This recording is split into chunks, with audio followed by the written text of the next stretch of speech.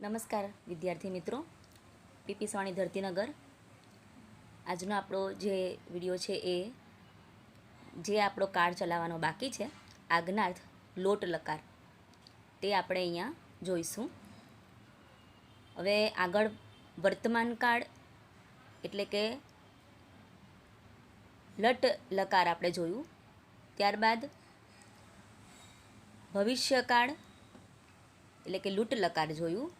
ત્યારબાદ હસ્તન ભૂતકાળ જેને આપણે લંગ લકાર કહીએ છીએ. અને હવે આવે છે તે છે વિદ્યર્થ અને આજ્ઞાર્થ. વિદ્યર્થ એટલે કે વિધિલંગ લકાર અને આજ્ઞાર્થ એટલે લોટ લકાર. વિધિલંગ સુધી આપણે જોઈ ગયા છે. હવે આજ્ઞાર્થ લોટ લકાર વિશે આપણે જાણવાનું છે. તો એના પ્રત્યયો મેં આપ્યા છે. પરસ્મય પદ અને આત્મનેપદના પ્રત્યયો તમે જોઈ શકો છો. આ પ્રત્યયો તમને તમારી ચોપડીમાં પાના નંબર 102 અને 103 ઉપર જોવા મળશે. 103 ઉપર એનું સ્વાધ્યાય છે. હવે અહીંયા જુઓ તમે, પરસ્મય પદ અને આત્મનેપદના પ્રત્યયો એકવાર હું વાંચું છું. ઉત્તમ પુરુષ એકવચન આની, ઉત્તમ પુરુષ દ્વિવચન આવ, ઉત્તમ પુરુષ બહુવચન આમ. ફરી બોલું છું, આની, આવ, આમ, પછી ડેશ લખ્યું છે અને પછી તમ ત છે. ડેશનો મતલબ થશે કે લીટી પાડી છે, એનો મતલબ થશે કે ત્યાં કોઈ પ્રત્યય નહીં આવશે. એટલે કે ધાતુ છે, બસ એ ધાતુને ફક્ત અ લગાડાશે, બીજું કશું થશે નહીં. જેમ કે લીખ ખોડો છે, તો એ ખોડો જે ખ છે એ આખો થઈ જશે બસ, પણ પ્રત્યય કોઈ લાગશે નહીં. પછી લીખ, જેમ કે તું, તામ, અંતુ. હવે આને હું ધાતુમાં એ મેં નીચે કહ્યું છે, જેમ કે અહમ લીખ, લીખાની એટલે હું લખું. હવે આજ્ઞાર્થ એના રૂપો આપણે જોતા પહેલાં મેં આગળ સમજ આપી જ છે તમને કે આજ્ઞાર્થનો ઉપયોગ ક્યારે કરાય, શા માટે કરાય? તો પરમિશન લેવા માટે, રજા લેવા માટે, આજ્ઞા આપવા માટે પણ થાય. જેમ કે તું લખ, તું જા, તું બેસ, તમે વાંચો, બરાબર છે? એ રીતે આજ્ઞા આપવા માટે અને આપણા પોતાના માટે પરમિશન માંગવા માટે, રજા લેવા માટે. તો અહીંયા અહમ લીખાની, હું લખું, કારણ કે આપણે આપણી જાતને તો આજ્ઞા આપવાના નથી. કદાચ આપણે પૂછીએ બીજાને, તો હું લખું, અહમ લીખાની. તેવી રીતે આવામ લીખાવ, અમે બે લખીએ. વયમ લીખામ, અમે લખીએ. ત્વમ લીખ, તું લખ. હવે અહીંયા આજ્ઞા આપી છે, સામેવાળાને આપણે આજ્ઞા આપીએ એ પ્રકારનું વાક્ય બનશે. તું લખ. યુવામ લિખતમ, તમે બે લખો.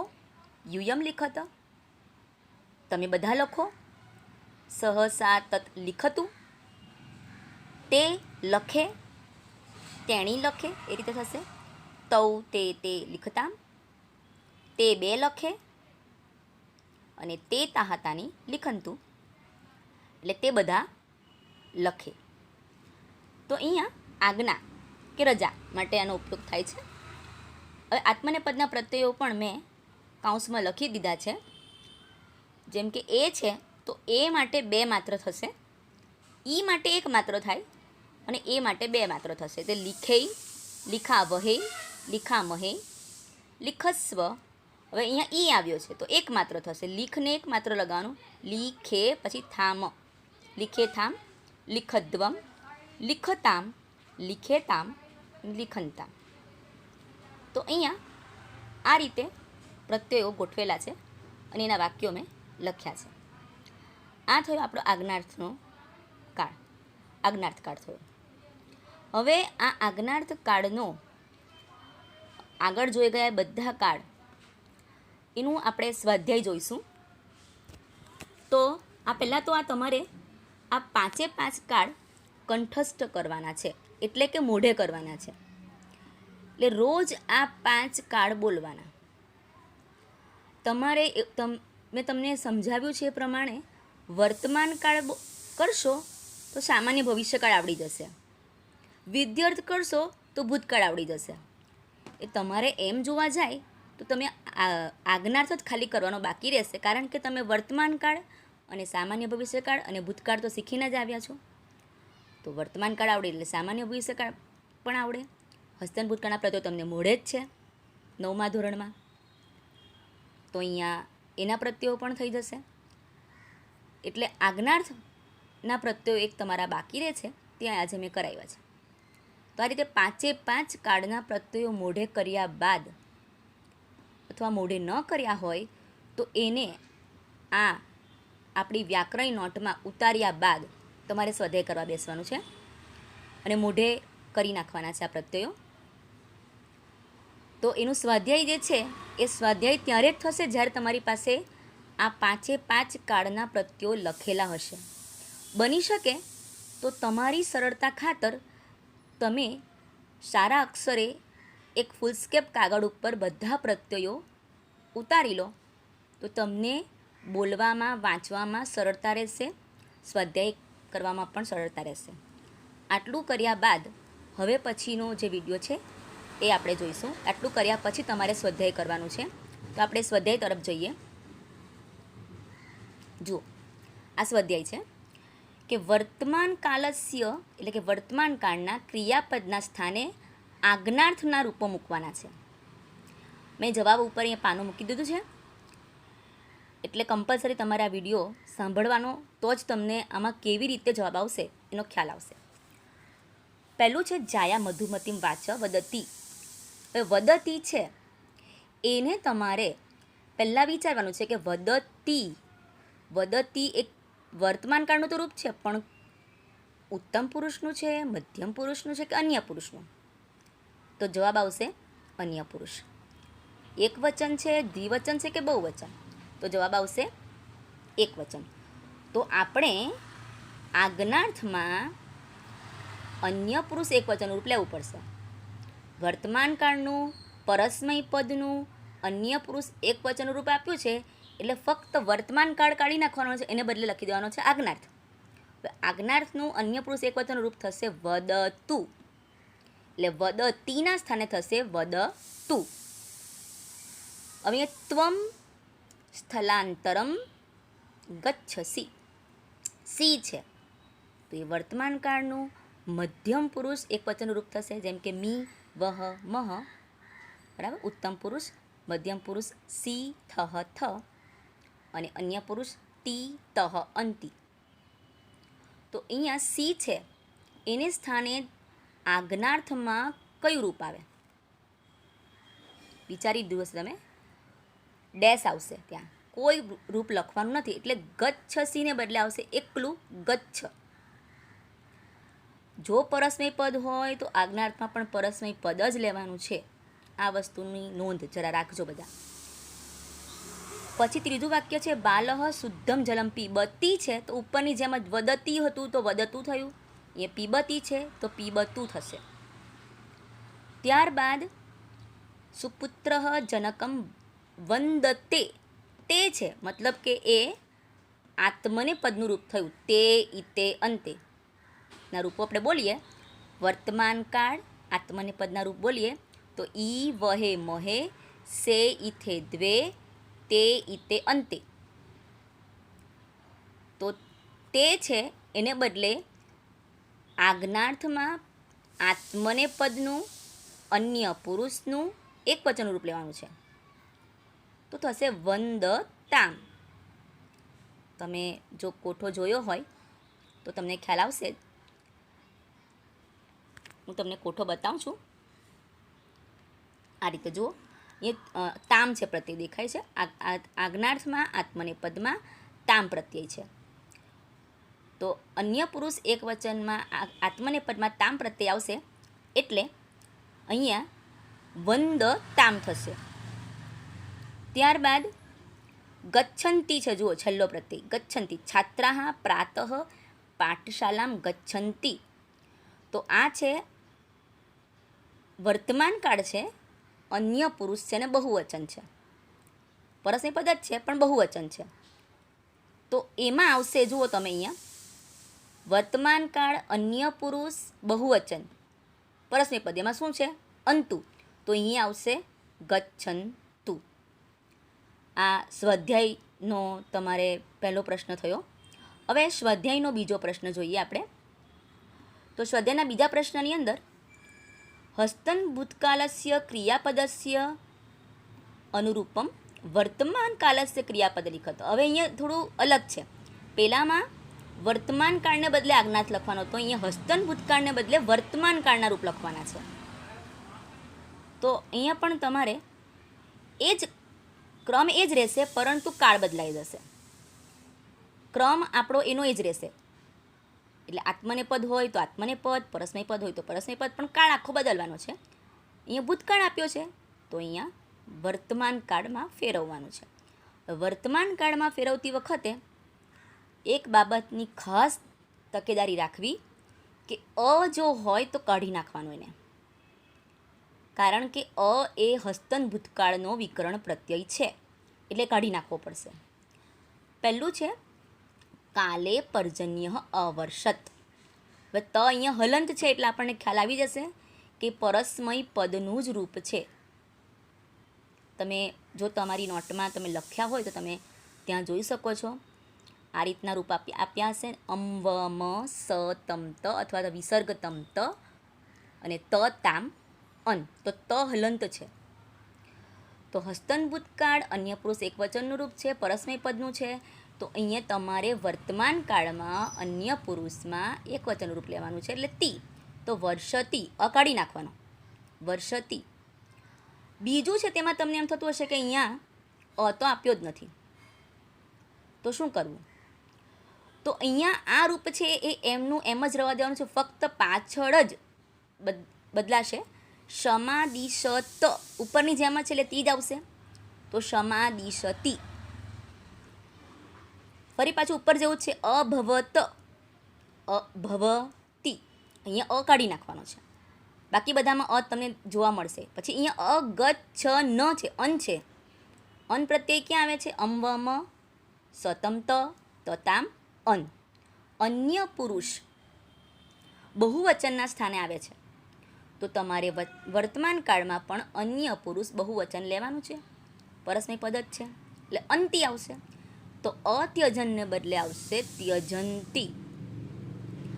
આ તમે સ્વાધ્યાય ત્યારે જ કરી શકશો કે જ્યારે તમારી પાસે બધા જ પ્રત્યયો તમારી નોટમાં એક જ પાના પર લખેલા હોય તો. એટલે પહેલું કામ આપણે કરવાનું છે કે એક પાનું લેવાનું છે, એમાં બધા પ્રત્યયો ઉતારી દેવાના છે અને એક પૂઠા પર એને ચોંટાડી દેવાના છે, જેથી કરીને તમે રોજ એને બોલી શકો, કંઠસ્થ કરી શકો અને સ્વાધ્યાય પણ કરી શકો. આ ત્રીજું છે તેનું ઉદાહરણ આપ્યું છે, જુઓ તમે. એમાં કરવાનું કંઈ નથી, ઉદાહરણ આપેલું છે, એના જેવા રૂપો જે છે એ રૂપોનો ઉદાહરણ પ્રમાણે પરિચય કરાવવાનો છે. હવે આ એક ઉદાહરણ ઉપર આપ્યું છે, એ પ્રમાણે તમારે 6 કરવાના છે. હું એક તમને બતાવું છું કેવી રીતે કરવાનું છે, ત્યારબાદ તમારે જાતે કરવાના રહેશે. ન સમજ પડે તો ફોન કરીને મેસેજ દ્વારા મને પૂછી લેવું, પણ હું તમને હમણાં એક જ કરાવીશ, બાકીના તમારે જાતે કરવાના છે. ત્યજતી એમ આપ્યું છે, તો એમાં પહેલાં ધાતુ લખવાના છે. ધાતુ એટલે તમને ખબર જ છે, ગુજરાતીમાં પણ તમે રમવું, દોડવું, ચાલવું, બેસવું, ખાવું, પીવું, એ બધા ધાતુ છે. એના પરથી ખાય છે, બેસે છે, ચાલે છે. તો અહીંયા પણ ધાતુ મુખ્ય આવશે કયું? ત્યજ. ત્યજ ધાતુ છે, પરસ્મય પદ છે, વર્તમાન કાળ છે, અન્ય પુરુષ એક વચન. આ રીતે થશે. ત્યારબાદ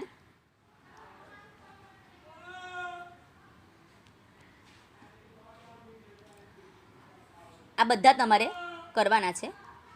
1 થી 6 આપ્યા છે, એક મેં કરાવ્યું છે, તમારે બીજા બધા જાતે જ કરવાના છે. ન સમજણ પડે તો પૂછી લેવું મેસેજ દ્વારા, અથવા કોઈ પણ ફોન કરીને પૂછી લેવું. તમને જો તમારી પાસે લખ્યા હશે તો તમને આવડશે જ. પ્રશ્ન 4 જોઈએ. હવે પ્રશ્ન 4માં મેં જવાબ આપ્યા નથી,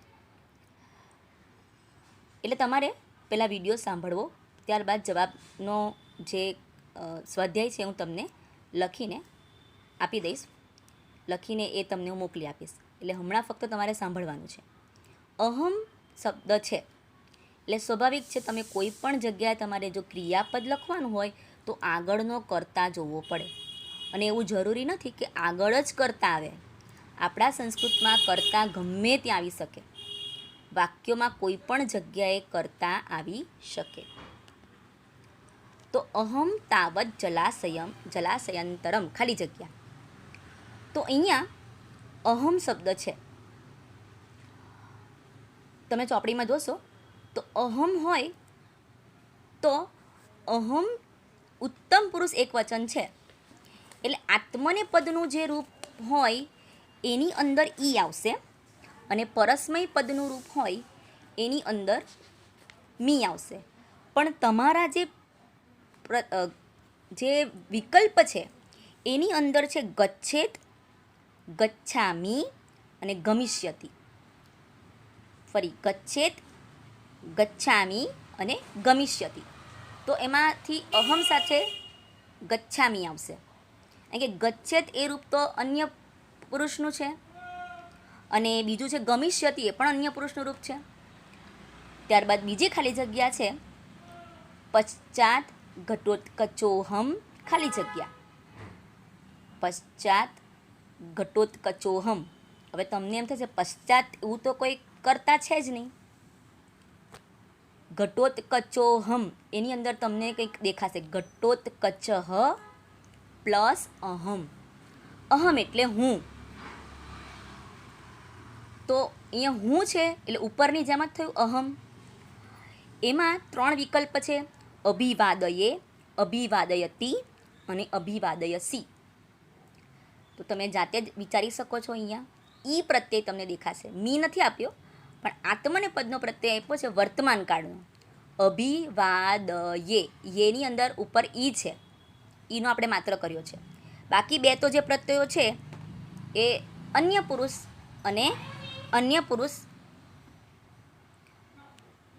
પુરુષ એક વચન અને અન્ય પુરુષ મધ્યમ પુરુષ એક વચનનો પ્રત્યય છે. પ્રત્યુત્પન્નમતિ સુખમ ખાલી જગ્યા.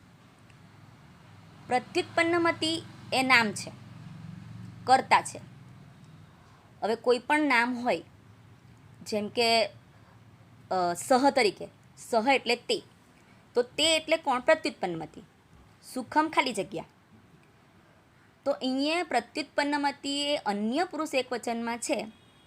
હું ઓપ્શન બોલું છું, એધેતે, એધતે, એધંતે. એધેતે, એધતે, એધંતે. તો એમાંથી આવશે અન્ય પુરુષ એકવચનનો પ્રત્યય. તમને એવું લાગે છે કે 2 સરખા છે, એધેતે અને એધતે બંને સરખા જ છે, પણ ના. એધેતેમાં ઈતે પ્રત્યય છે અને એધતેમાં ફક્ત તે પ્રત્યય છે. ત્યારબાદ ચોથી ખાલી જગ્યા જુઓ, તેન ભવાન કાષ્ઠાની. ભવાન એટલે આપ. હવે તમને એમ થશે કે આપ એ શેમાં આવે? મેં કીધું જ છે તમને, બધા પ્રત્યયો માટે ફિક્સ કીધું જ છે. સહ, તૌ, તે, આ જે પ્રત્યયો જે છે એ ત્રીજા પુરુષના છે. ત્રીજા પુરુષમાં આપ આવે નહીં. આપ એટલે ત્રીજા પુરુષમાં જ આવશે આપ. આપનો મતલબ તમને એમ થાય કે સાંભળનાર વ્યક્તિ છે આપ, એટલે તો આપણે બીજા પુરુષમાં લઈએ, એવું નથી. આપ એ ત્રીજા પુરુષમાં જ આવશે. આપણે સામે ઊભેલા હોય વ્યક્તિને પણ આપણે આપ કહીએ છીએ, આપ બેસો એમ કહીએ છીએ. પણ સંસ્કૃતમાં ભવાન એટલે આપ થાય, પણ સંસ્કૃતમાં એ અન્ય પુરુષમાં લેવાનું છે. આ ખાલી જગ્યામાં તમારી ભૂલ થવાની શક્યતાઓ છે. તો ભવાન શબ્દને તમારે ત્રીજો પુરુષ એક વચન ગણવો. ભવાનને તમારે ત્રીજો પુરુષ એક વચન ગણીએ તો અહીંયા ઓપ્શન છે આહર, આહરતુ અને આહરંતુ.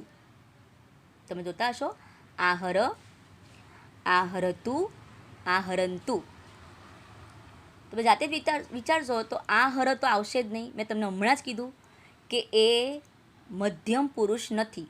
તમને એવું લાગે જો તેની સાથે કે આપ એટલે તો સામે હોય વ્યક્તિ, આપ બેસો આપણે કહીએ છીએ, પણ અહીંયા સંસ્કૃતમાં આપ શબ્દને તમારે અન્ય પુરુષ એકવચનમાં લેવાનો છે, એટલે આ હર આવશે નહીં.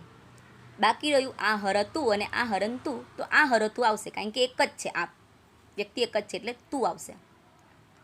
હવે બેઠો સહ આપી દીધો છે. સહ વિધિવદ ઉપયમ્ય સ્વનગરમ ખાલી જગ્યા. સહ છે એટલે સ્વાભાવિક છે કોઈ પણ કાળનું અન્ય પુરુષ એક વચનનું રૂપ આવશે. સહ ત્યાં જ આવે છે. તો અહીંયા જવાબ એટલે કે ઓપ્શનમાં છે અનયત, નયામી, અનયત, નયંતુ. પહેલું છે અનયત, બીજું છે નયામી અને નયંતુ. હવે અનયત છે એ જવાબ આવશે. કેમ? કારણ કે અન્ય પુરુષ એક વચનમાં એ જ આવે છે. નયામી એ તો ઉત્તમ પુરુષનું છે ને નયંતુ એ અન્ય પુરુષનું છે પણ બહુવચનનું છે, અને સહ તો એક વચનમાં આવે એટલે નયંતુ આવશે.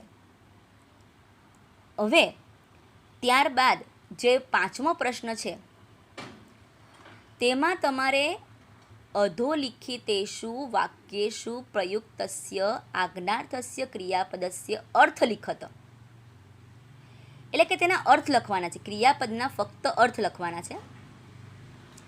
તો પહેલાં તો ક્રિયાપદ તમને આમાં ખ્યાલ આવશે જ. મેઇન તો ક્રિયાપદ તમારે શોધવાના છે. સર્વે ભવંતુ સુખીનઃ, ભવંતુ એમાં ક્રિયાપદ થશે. એવું જરૂરી નથી કે ક્રિયાપદ હંમેશા છેલ્લે જ આવે, વચ્ચે પણ આવી શકે. સંસ્કૃત ભાષામાં તમે કોઈ પણ જગ્યાએ કર્તા મૂકી શકો, કોઈ પણ જગ્યાએ કર્મ મૂકી શકો, કોઈ પણ જગ્યાએ કર્તા, કર્મ અને ક્રિયાપદ મૂકી શકાય. તો ભવંતુ છે એક ક્રિયાપદ છે, એનો મતલબ થાય થાવ. આચર, વ્યાયામમ આચર, કસરત કર. આચરણનો મતલબ થાય કર. સ્મર, નામ, હરે, સદા. હવે તમને ખ્યાલ આવી ગયો હશે કયું ક્રિયાપદ છે. સ્મર, સ્મર એટલે યાદ કર. નામ એટલે નામ, હરે એટલે હરિનું, સદા એટલે હંમેશા. હરિના નામનું હંમેશા સ્મરણ કર. શતમ જીવ, જીવ એટલે જીવ. 100 વર્ષ જીવ એટલે જીવ એ ક્રિયાપદ છે, એનો અર્થ જીવ એમ થશે. જનક ભોજને,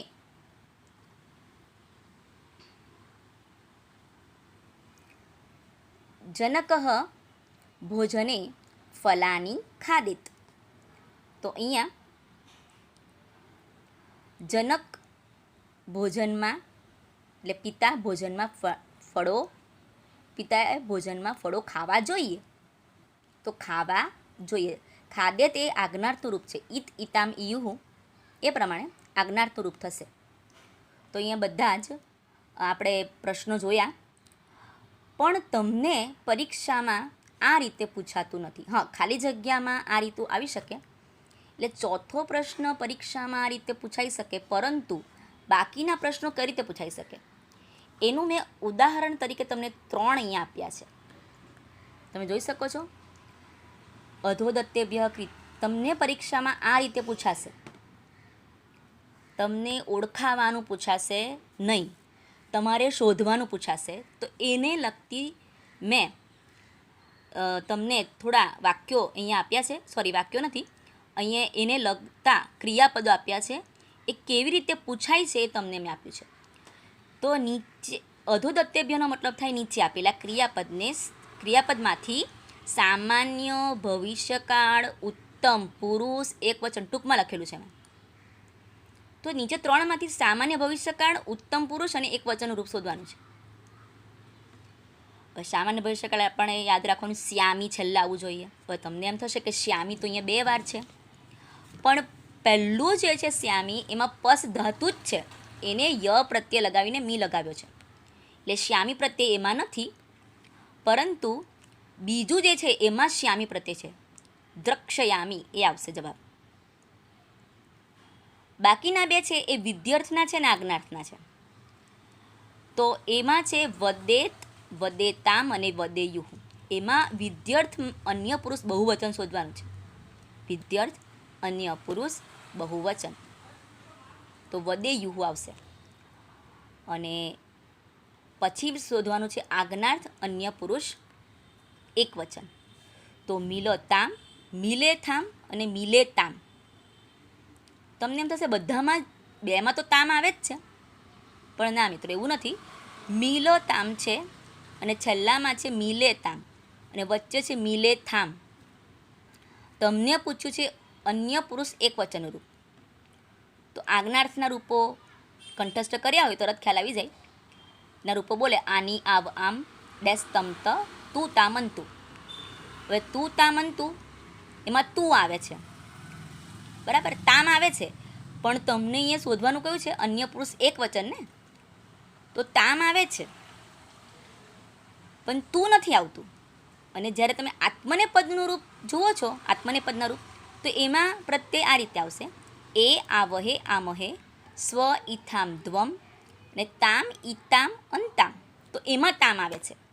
તો અહીંયા ઈતામ છે એ રૂપ તમારું આવશે નહીં, કારણ કે ઈતામ એ તો પરસ્મય પદનું રૂપ છે અને તે પણ અન્ય પુરુષ દ્વિવચનનું છે. એટલે અહીંયા આત્મનેપદનું દ્વિવચનનું રૂપ છે. આત્મનેપદ અન્ય પુરુષ દ્વિવચનનું રૂપ છે. એટલે આ ત્રણમાંથી પહેલું આવશે મિલતામ. મિલેતામ એટલા માટે નહીં આવે કારણ કે એમાં ઈ છે, ઈ તામ, અને ઈતામ એ પ્રત્યય અન્ય પુરુષ દ્વિવચનમાં આવે છે. આમાં તમને જે સમજાવ્યું છે પ્રમાણે સમજ પડી હશે. તો આ એનું સ્વાધ્યાય છે. આ ત્રણ વધારાના રૂપો મેં આપ્યા છે. દરેક વ્યક્તિએ આ સ્વાધ્યાય ઉતારવાનું છે. તમે જોઈ શકશો તો પાના નંબર 102થી સ્વાધ્યાય ચાલુ થાય છે, 102 અને 103. એના ઉપરનું જે કંઈ સ્વાધ્યાય છે ઉતારવાનું છે. એના જવાબો મોકલી આપીશ. અને વધારામાં તમને જે આ મેં આપ્યું છે એ 3 તમારે ઉતારવાના છે. એ સિવાયના પણ પ્રેક્ટિસ માટે હું તમને આપીશ. એ તમારે ઉતારીને જવાબ લખવાના છે. આગળ કીધું એ પ્રમાણે નોટ આપણી વ્યાકરણની 9મા ધોરણની કન્ટિન્યુ રાખવાની છે. એમાં જ આ બધું ઉતારવાનું છે. સ્વાધ્યાય પણ એમાં જ લખવાનું છે. અસ્તુ.